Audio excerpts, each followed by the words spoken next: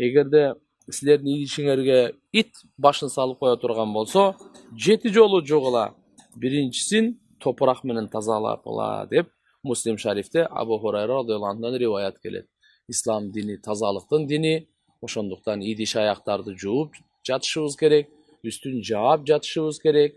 Эгерде айылда тияк бияктарда бол ит башын салып коя турган болсо, ит нажасул айн, анын шилекейи дагы, эти дагы бул нажас болуп эсептелинет туугандар.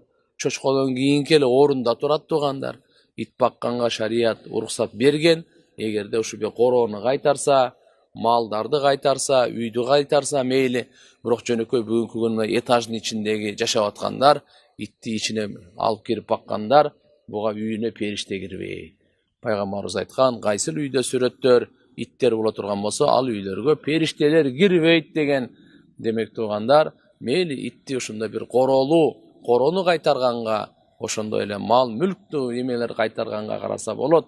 Муну үйдүн ичине бакса болбойт.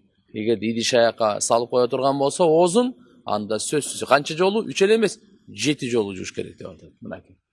Жана биринчиси топурак менен деп атат.